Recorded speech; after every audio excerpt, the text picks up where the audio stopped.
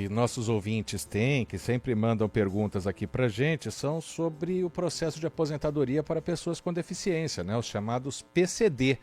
É o tema de hoje, aqui no quadro Vida e Aposentadoria. A gente vai conversar mais uma vez com a advogada especialista em direito previdenciário, doutora Josiane Zanardi. Sempre um prazer recebê-la, doutora Josiane. Boa tarde, seja bem-vinda. Oi, tudo bem? Tudo bem, Marco? Tudo ótimo. Bom, vamos começar fazendo uma pergunta, né? Pelo INSS, doutora Josiane, o que caracteriza uma pessoa com deficiência para poder se aposentar? Marco, hoje a gente tem uma situação que, na verdade, eu falo hoje, mas já vem de 2015, que nós temos uma lei específica para a aposentadoria da pessoa com deficiência. E essa lei, lá em 2015, ela determinou que pessoas com deficiência, que são barreiras de longo prazo, podem se aposentar com menos tempo de contribuição e não tem idade mínima para aposentadoria por tempo de contribuição da pessoa com deficiência.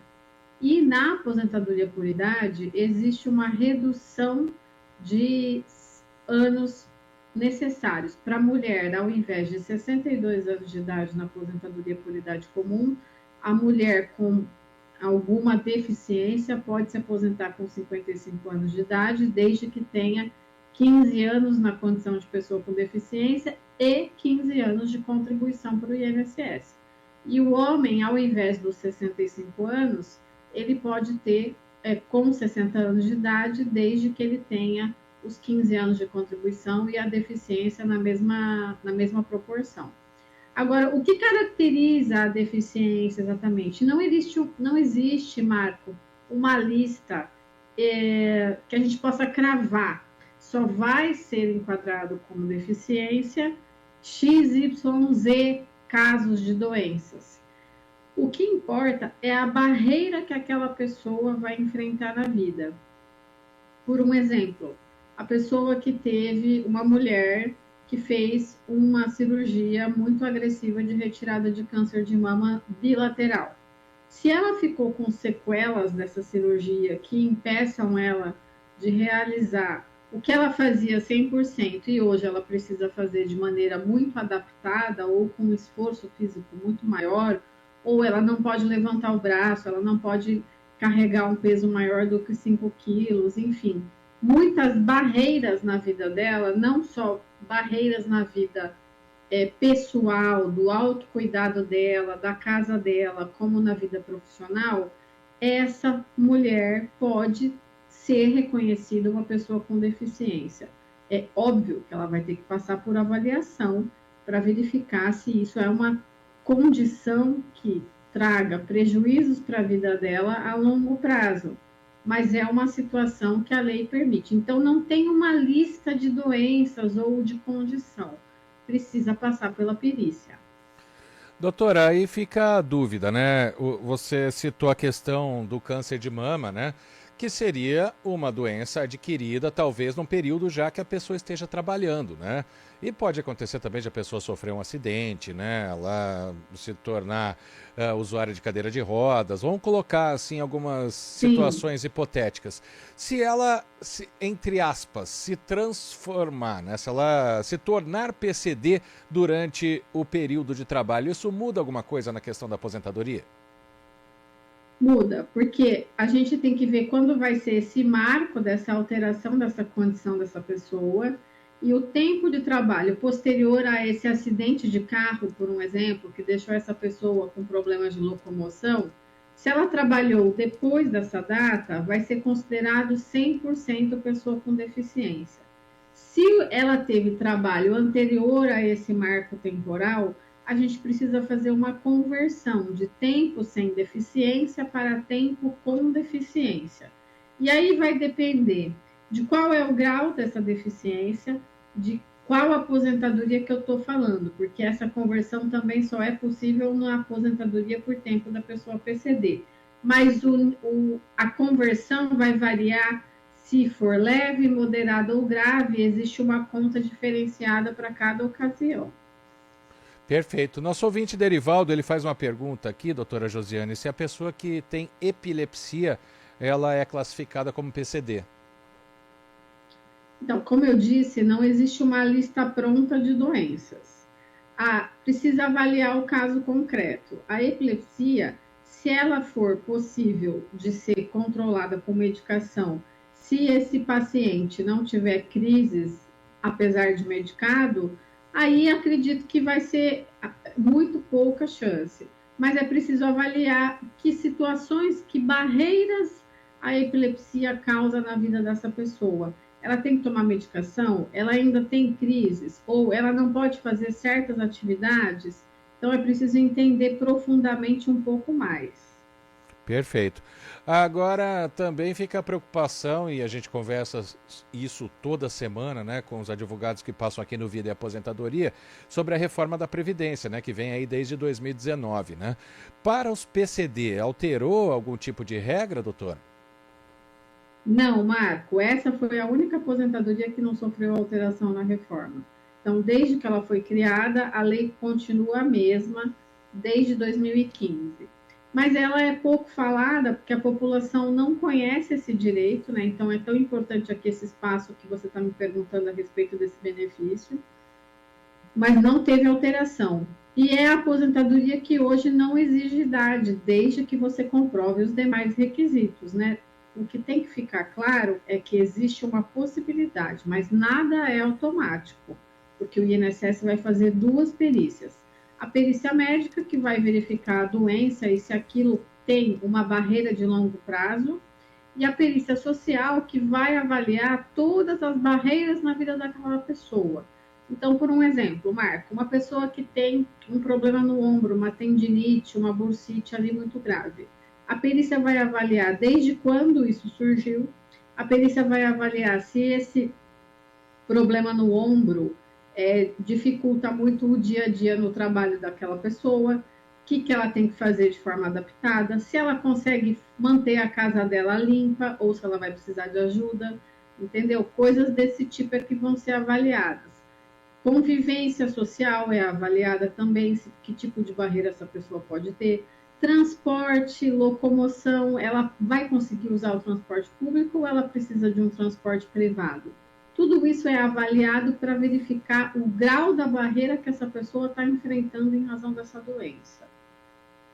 E tem segurados aí que quando vão solicitar o benefício de aposentadoria PCD, eles cometem erros, né? Sempre tem, claro. Mas quais são os mais comuns, doutora?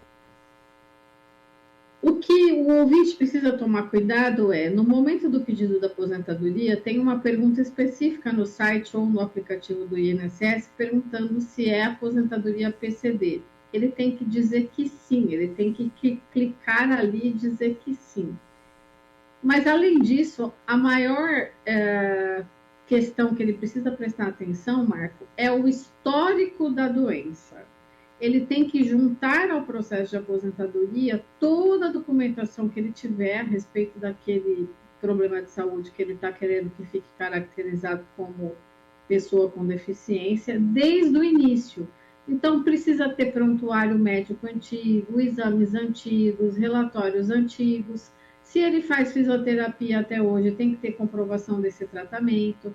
Se faz um pilates por recomendação do ortopedista, tem que fazer a comprovação. Se eventualmente essa pessoa passou por cirurgia, precisa comprovar a cirurgia, porque tudo isso vai determinar quando foi que essa doença veio e quando que ela pode ser considerada deficiência, porque é isso que determina normalmente se a aposentadoria vai ser concedida ou não, baseada no tempo que precisa para cada uma das modalidades, leve, moderada ou grave. E a gente sabe que mesmo que a pessoa tenha uma deficiência, muitas vezes os pedidos de aposentadoria são negados, né? Então, quais são os principais motivos para isso e o que o segurado deve fazer se houver essa negativa? Olha, Marco, já aconteceu de tudo. O INSS é uma caixinha de surpresas, tá? Hoje mesmo eu tive uma resposta de um benefício de uma pessoa que tem problema de visão. Problema de visão não, é audição. É surda e o INSS indeferiu a aposentadoria porque não considerou a surdez desde a infância. e foi juntada a comprovação dessa documentação de que essa pessoa era surda desde a infância, porque o perito fixou uma data aleatória e, com isso, ele não atingiu o tempo necessário para aposentadoria conforme os requisitos da lei. Então, primeiro, fazer o processo bem feitinho, juntando toda a documentação médica, e se ainda assim o INSS não considerar, ele precisa procurar um advogado especialista para orientação, para verificar o motivo exato do porquê que foi indeferido e para saber se é melhor fazer o recurso administrativo ou se precisa entrar com a ação judicial. Porque nem sempre é porque o INSS não reconheceu a doença como deficiência. Às vezes é a data, ou às vezes a pessoa não sabe fazer as conversões do tempo e na data realmente ela não tinha direito e ela achou que tinha. Então precisa avaliar o motivo específico do indeferimento, se for o caso. Aí, até pegando um exemplo parecido com esse, se a pessoa tiver, por exemplo, perdido a audição durante o período de trabalho, né, poderia ser considerada uma doença ocupacional ou não? Se ficar comprovado o nexo causal, sim. E é importante você tocar nesse assunto, porque pessoas que recebem aquele benefício do INSS que a gente chama de B94, que é o auxílio acidente indenizatório de 50%, que normalmente é concedido para as pessoas que tiveram uma doença profissional ou sofreram um acidente de trabalho, mas também existem casos de pessoas que sofreram um acidente de qualquer natureza.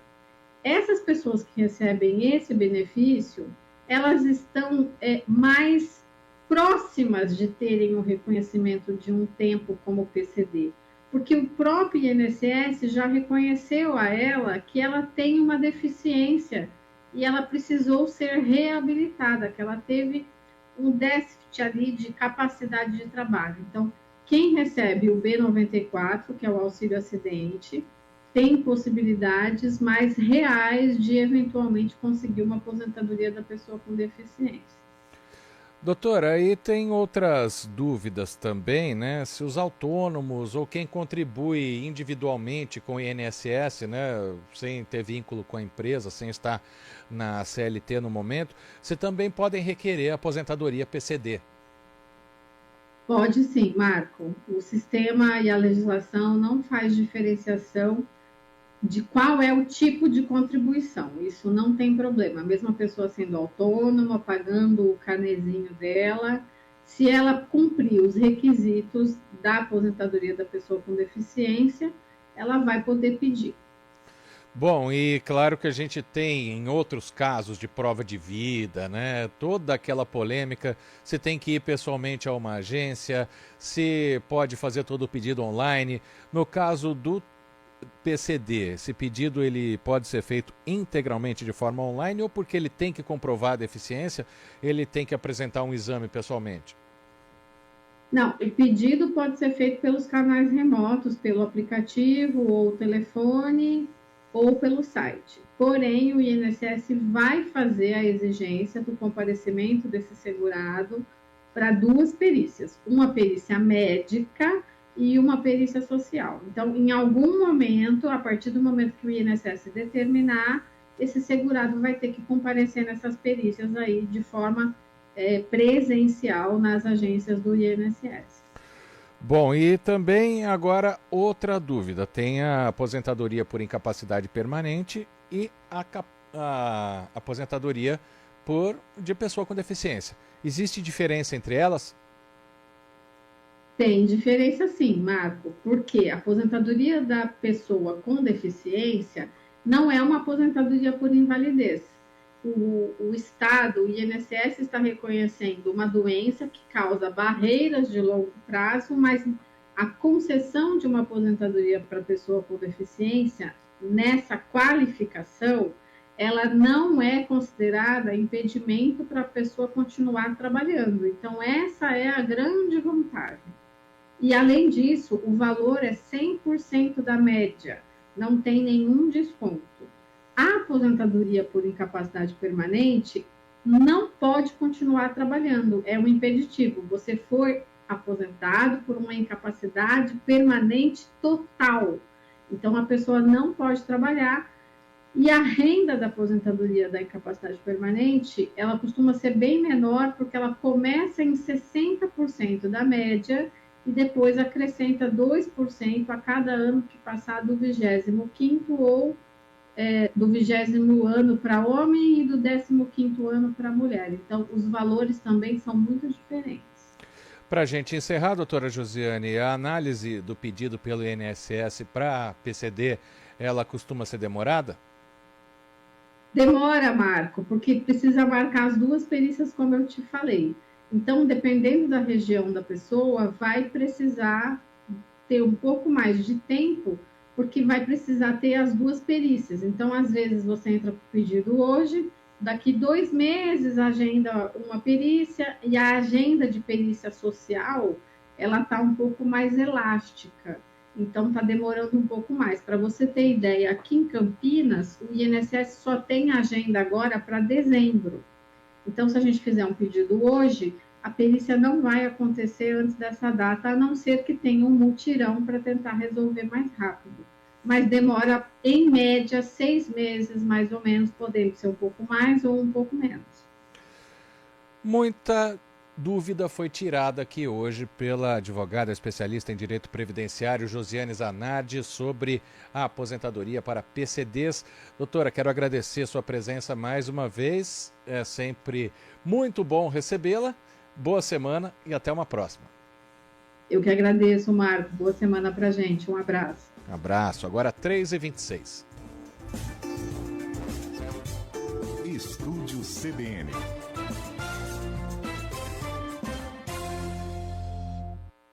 Quem testa vai de Hyundai. E no Grupo Andretta, o desafio está lançado. Nós cobrimos qualquer oferta da concorrência para você sair de carro novo agora. É taxa zero em até 24 vezes e bônus incrível de até R$50 mil. HB20, Creta, Kona e Palisade, com condições que você não encontra em nenhum outro lugar. Aqui, a gente cobre qualquer oferta e garante o melhor preço da região. Corre para Hyundai Andretta e aproveite. Hyundai Andretta, novo ou seminovo, sempre a melhor.